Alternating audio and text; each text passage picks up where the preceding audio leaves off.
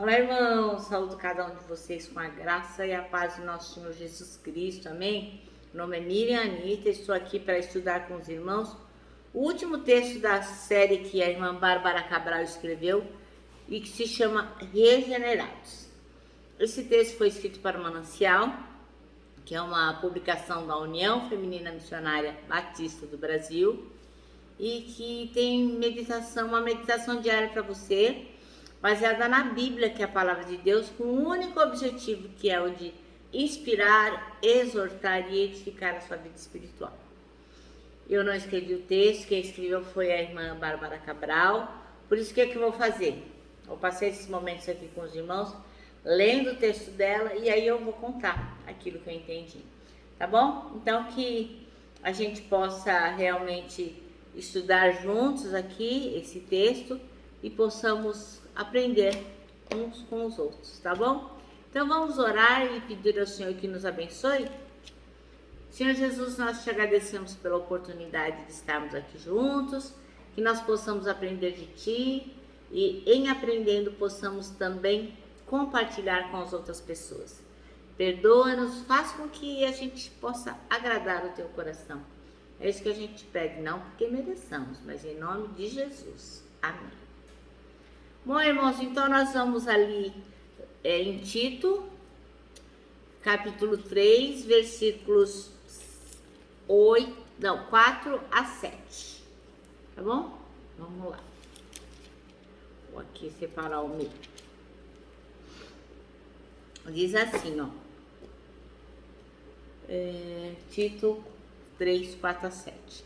Mas, quando Deus, nosso Salvador, revelou sua bondade e seu amor, Ele nos revelou não porque tivermos feito algo justo, mas por causa da sua misericórdia. Ele nos lavou para remover nossos pecados, nos fez nascer de novo e nos deu nova vida por meio do Espírito Santo. Generosamente derramou o Espírito sobre nós por meio de Jesus Cristo, nosso Salvador. Por causa de sua graça, nos declarou justos e nos deu a esperança de que herdaremos a vida eterna. Amém? Então, nosso texto chama-se Regenerados. E o versículo que a irmã Bárbara Cabral escolheu foi o 5, que diz: não por causa de atos de justiça por nós praticados, mas devido à sua misericórdia, Ele nos salvou pelo lavar regenerador e renovador do Espírito Santo. Bom, então a irmã Bárbara conta aqui que as lagartixas, que eu nem sabia, são louvadas na Bíblia por sua sabedoria. E depois eu vou até pesquisar isso porque eu não sabia. Então, quando as lagartixas são assim, atacadas por algum inimigo, algum predador, o que acontece? Elas acabam perdendo a cauda. E aí o que acontece? A cauda fica lá se mexendo, né? O rabo da lagartixa. E o que acontece? O predador perde tempo olhando para aquela cauda se mexendo e aí dá tempo dela fugir. E desse jeito ela acaba se salvando de ser comida e de morrer, né? Portanto. Depois, a natureza lhes dá uma nova cauda e esse processo é chamado de regeneração. Então, o fato da lagartixa perder a cauda e depois nascer outra chama-se regeneração. Bom, no mundo espiritual também acontece isso, acontece alguma coisa bem parecida. Por quê? A gente perde o nosso coração de pedra e a gente recebe de Deus um novo espírito, um novo coração, né? Que a Bíblia fala que é um coração de carne, um coração que sente, um coração voltado para Deus. E aí a gente está livre do inimigo das nossas almas e está livre da morte eterna. É isso que o Senhor faz por nós.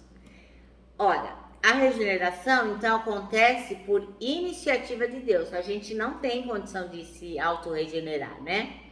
Quem opera a regeneração em nós é o Espírito Santo de Deus, que responde por meio da nossa fé. Então, à medida que nós cremos, o Espírito Santo vai agir, porque a gente se conecta com Deus. Então, quando a gente é uma pessoa regenerada, a gente abandona aquelas coisas que não tem a ver com Deus, abandona a velha natureza e o quê? Nasce de novo. Nasce para Jesus. Uma vida nova. Então, é morrer para o pecado e ressuscitar para uma nova vida com Deus. Uma nova vida que Jesus Cristo está nos propiciando pela sua morte lá na cruz. O que acontece com as pessoas regeneradas? Ora, essas pessoas, elas também mudam de mentalidade, elas mudam de vontade, elas mudam de caráter. Então, elas não querem mais aceitar o domínio da carne, mas querem ser controladas pelo Espírito Santo de Deus. Então, este controle livra a gente da morte, dá pra gente paz e nos torna justos diante de Deus. Eu vou ler aqui, tá? Em Romanos 8, de 5 a 10. Eu vou ler nessa tradução aqui a mensagem, tá bom? Na verdade, eu vou ler para vocês um trechão. Vou ler do 3 a 11, tá bom? Romanos 8, perdão, irmãos. Romanos 8. Isso, então vou ler. De 5. Eu vou ler até o 11, tá bom? Diz assim, ó, na tradução mensagem. Os que pensam que podem fazê-lo por si mesmos terminam obcecados por medir sua força moral, mas sem resultado na vida real. Os que confiam na ação de Deus descobrem que o Espírito de Deus está neles, vivendo e respirando Deus. Ficar obcecado consigo mesmo nessa questão é entrar num beco sem saída. Quem olha para Deus é levado para um campo aberto, a uma vida livre e espaçosa. Direcionar o foco para si mesmo é o oposto de se concentrar em Deus. Qualquer pessoa absorvida em si mesmo passa a ignorar Deus e acaba pensando mais nela que em Deus. Ignora quem Deus é e o que ela está fazendo, e Deus não gosta de ser ignorado. Mas se o próprio Deus está em vocês, dificilmente irão pensar mais em vocês mesmos do que nele.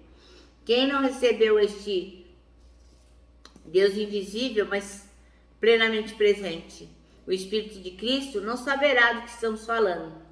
Mas vocês que os receberam, o têm habitando em vocês, mesmo que ainda experimentem os limites do pecado, as limitações do pecado, experimentam a vida de acordo com Deus. Não há dúvida de que se o Deus vivo e presente que ressuscitou Jesus entre os mortos atua na vida de vocês, Ele fará em vocês o mesmo que fez em Jesus. Ele os trará vivo para si. Quando Deus vive e respira em vocês, e Ele o faz como fez em Jesus, vocês são libertos daquela vida morta, com seu Espírito vivendo em vocês. O corpo de vocês será tão cheio de vida quanto o de Cristo. Amém? Então, essa nova tradução, a mensagem, depois, se você quiser, você lê na sua tradução, que é Romanos 8, versículos de 5 a 10. Então, irmãos, conforme a gente acabou de ler, Deus vive em nós e a nossa regeneração nos faz livres. E se a gente tenta controlar nossas vidas, mesmo após regenerados, a gente vai acabar nos tornando escravos novamente, como éramos antes de ter Jesus. Então, pensa, o que pode te escravizar? O que você precisa abandonar hoje? Aproveite esse momento que a gente está pensando aqui nisso. Aproveite esse momento de meditação para se voltar para Deus e pedir misericórdia, que Ele possa realmente lhe regenerar de uma forma que você nunca mais volte para a escravidão. Então você será renovado pelo Espírito Santo, como convém a uma criatura regenerada. Amém? Bom, meus irmãos, o nosso manancial termina assim, ó. Livre-se hoje de seus maus desejos para ser renovado pelo Espírito Santo, como convém a uma criatura regenerada. Então, se nós somos regenerados, irmãos, nós não podemos viver como vivíamos antigamente. Agora nós vamos viver coisas novas, porque nós somos pessoas novas. Então, nunca mais a gente deve voltar para a escravidão. Amém? Bom, eu termino aqui com o meu abraço diário de ursa. Lembrando, ó, que o abraço é o encontro de dois corações. E que eles só não dá certo em reunião de porco-espinho. Mas nós que somos regenerados, não somos porcos-espinhos, nós somos filhos de Deus. e podemos e devemos nos abraçar. Eu também quero que vocês se lembrem do Salmo 73, versículo 26, que diz: Deus é a minha força, Ele é tudo o que eu sempre preciso. Amém? Eu me despeço com a palavra de ordem, que é confie em Jesus, tá bom?